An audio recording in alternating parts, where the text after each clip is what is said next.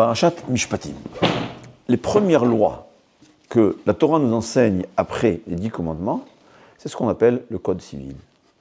Combien il faut faire attention à l'argent de son ami. En fait, Parashat Mishpatim, c'est la paracha qui est appelée Parashat Yitro. C'est une des parachutes où il y a le plus de mitzvot, et la grande majorité, c'est ce qu'on appelle le code civil. Et là, on voit l'importance de l'argent kasher dans la Torah. D'abord, intéressant, le Rambam dit Yaakov HaTzadik, c'est-à-dire le Rambam, le seul qu'il a appelé Tzadik, c'est Yaakov. Il dit pourquoi ? Parce que Yaakov était 20 ans chez son beau-père, il a travaillé avec une honnêteté totale, au point où, comme la Gemara nous raconte, que bien que Lavan il a fouillé dans toutes les affaires de Yaakov, il n'a même pas trouvé une aiguille qui lui appartenait. Non seulement il a travaillé, il était sérieux dans son travail, il était fidèle dans son travail, comme il lui a dit lui-même Yaakov, il ne dormait pas la nuit pour bien garder ses bergers. Et la Gemara nous dit qu'il n'était pas obligé. Un berger a le droit de dormir la nuit. Mais non, Yaakov il faisait son maximum. Et de plus, il n'a jamais rien pris de son beau-père, bien que son beau-père était un escroc qui a tout fait pour essayer de le voler. Et le Rambam l'appelle Tzadik. Donc au fait, il y a beaucoup qui parlent du Tzadik, qui est celui qui est dans le domaine des Harayot, qui se protège du domaine des Harayot, mais le Rambam traite le Tzadik, celui qui a 0 faute d'argent, son argent est 100% kasher. D'ailleurs, il y avait du temps du Chazon Ish, il y a 70 ans, un Tzadik qui s'appelait le cordonnier. Comme son nom l'indique, c'était un cordonnier. Il habitait à Tel Aviv. Et le Chazon Ish envoyait celui qui voulait une bracha. Alors des fois le Chazon Ish lui-même faisait la bracha, et des fois apparemment le Chazon Ish pensait que ce n'était pas suffisant sa propre bracha. Il envoyait à ce sandlar, on l'appelle, le cordonnier. On lui a dit, mais quelle est sa force ? Il dit, sachez, ce cordonnier-là, son argent est 100% kasher. Il n'a pas, de sa vie, il n'a jamais pris un centime qui ne lui appartenait pas. Et sachez, quelqu'un qui a son argent kasher, son argent propre, il est au même niveau qu'un Talmid Chacham, que celui qui a étudié jour et nuit toute sa vie. C'est là l'importance. D'ailleurs, et le Rachaim Akadosh et Rabbi Elimelech de Lijansk nous disent, c'est écrit que les sages Knesset Agdola, au début du second temple, ils ont tué, annulé le Yetzer Hara, le penchant de l'idolâtrie. C'est-à-dire, ils ont dit à Hachem, pourquoi tu nous as créé ce Yetzer Hara, ce penchant-là, justement pour le surmonter, pour qu'on soit gagnant. Mais c'est un défi insurmontable qu'on a vu que dans la période du premier temple, 90% du peuple juif était idolâtre. Donc, à quoi ça sert de nous donner un défi si personne ne le réussit ? Donc, c'est écrit, ils ont réussi, pour le terme, à tuer le Yetzer Hara de l'idolâtrie. C'est la raison pour laquelle aujourd'hui, on ne comprend même pas ce que c'est un idolâtre. Mais dit et le Rachaim Akadosh et Rabbi Elimelech de Lijansk qu'on ne peut pas tuer un Yetzer Hara. Mais ce Yetzer Hara a été transformé en Yetzer Hara de l'argent. Et rajoute Reb Zouché, le frère de Rabbi Elimelech, il dit tous les Yetzer Hara, il y a des moments de répit.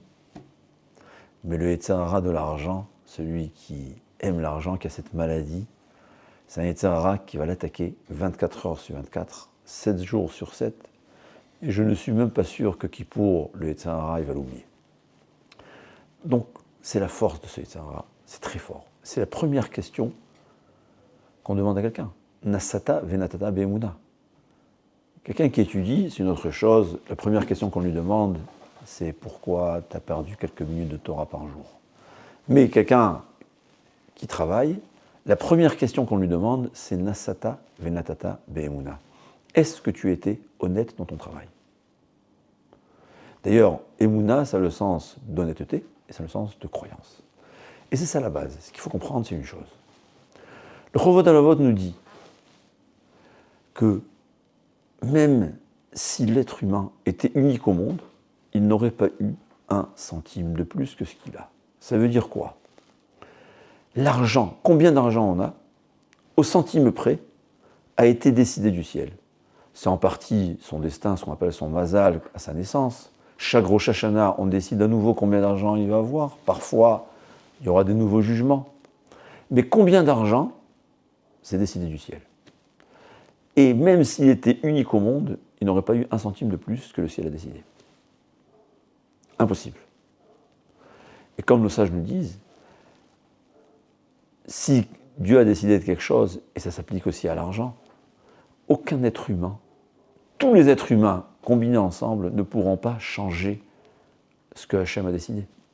Et pas seulement tous les êtres humains, tous les anges du ciel, les milliards d'anges qu'on ne peut pas s'imaginer leur grandeur et leur sainteté, c'est vrai qu'ils ne voudront jamais changer la vie d'Hachem. Mais même s'ils veulent, ils ne pourront jamais changer ce que Hachem a décidé. La base de notre croyance, c'est savoir combien j'aurai, je l'aurai. Évidemment, il doit travailler, c'est une mitzvah, selon son niveau de Emouna, de croyance en Hachem, mais une fois qu'il travaille standard, il n'aura ni un centime de plus, ni un centime de moins. Et quand quelqu'un, il vole, il s'imagine j'ai eu de l'argent, c'est impossible qu'il aura plus que ce qu'il aura. Quelqu'un qui a escroqué, on va dire. Quelqu'un qui a réussi, il a monté un coup, il a réussi à voler de quelqu'un, à l'escroquer. Il s'imagine j'ai gagné. Il faut savoir, cet argent, de toutes les façons, il aura eu.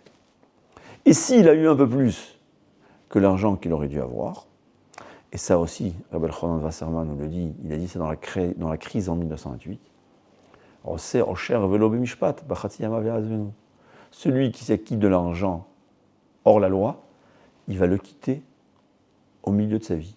Qu'est-ce que ça veut dire au milieu de sa vie? Ou dit l'argent va quitter la personne, ou la personne va quitter le monde. Il devait gagner, pour arrondir, 1 million par an, et vivre 80 ans.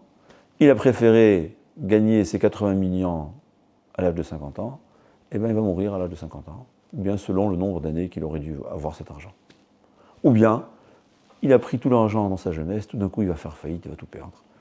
Il devait avoir 1 million pendant toute sa vie, tout au long de sa vie, il a volé, et bien il va se retrouver la moitié de sa vie doublement riche, et l'autre moitié doublement pauvre. C'est impossible de gagner un centime de plus. Impossible, impossible. C'est ce que le Chazon Ish nous dit. Le Chazon Ish nous enseigne. Combien on doit gagner? Ça a été décidé du ciel. Comment acquérir cet argent? C'est ce qu'on appelle le libre arbitre. C'est ce que Hachem a donné le choix à l'homme. L'homme a le choix de prendre un chemin cachère, un chemin strictement cachère ou un chemin non cachère. C'est comme on donne l'exemple, quelqu'un que le roi voulait lui offrir 1000 €. Il y a 3 possibilités. Il y a celui qui va aller cambrioler. Et bien cet argent, bien qu'il le méritait, alors premièrement, il va être puni en prison parce qu'il a cambriolé. Et même cet argent, il va le perdre facilement, on va lui reprendre. C'est de l'argent avec de la klala, sans bracha. Il y a celui qui ne va pas cambrioler. Il va rentrer dans la chambre du roi et il va prendre cet argent.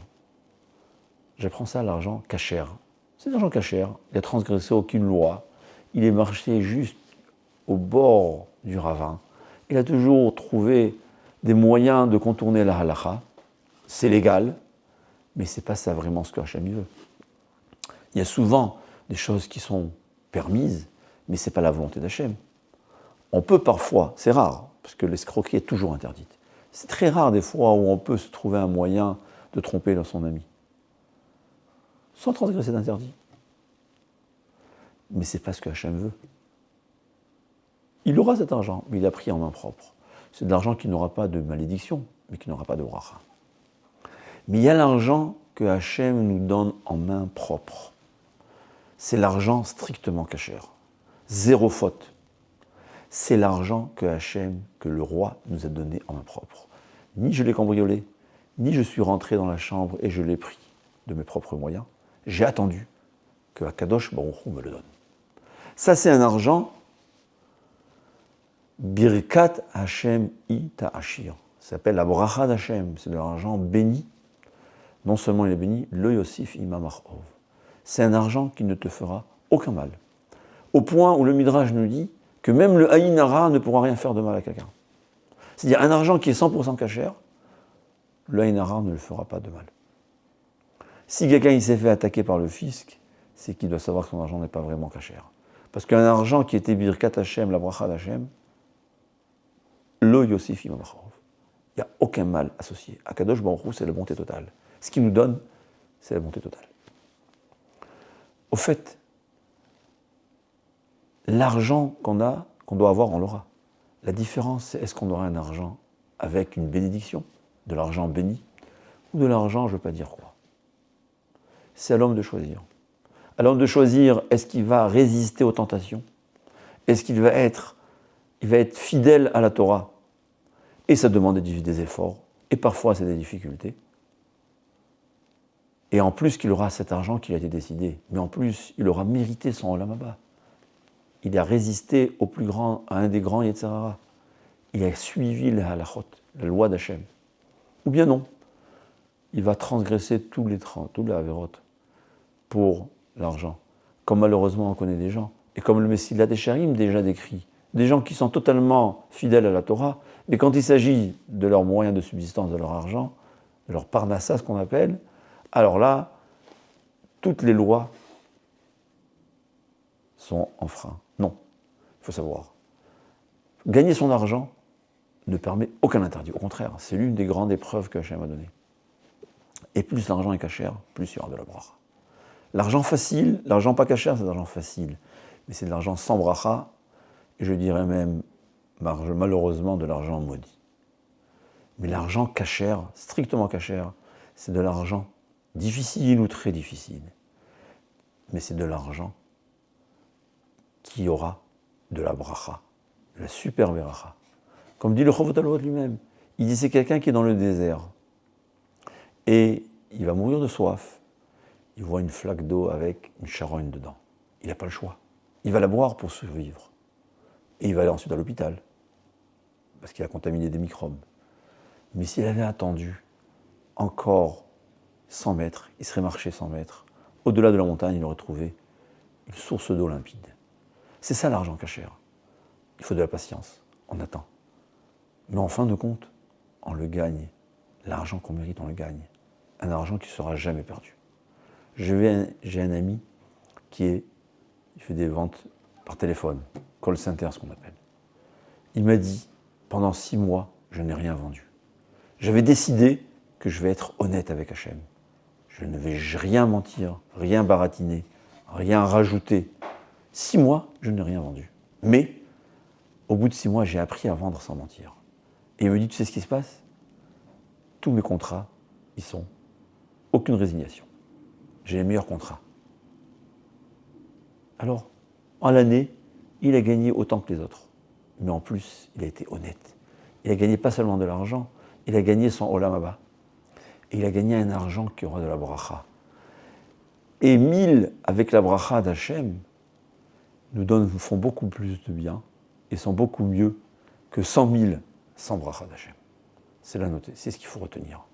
L'argent, c'est on aura ce que Hachem a décidé. Ni un centime de plus, ni un centime de moins.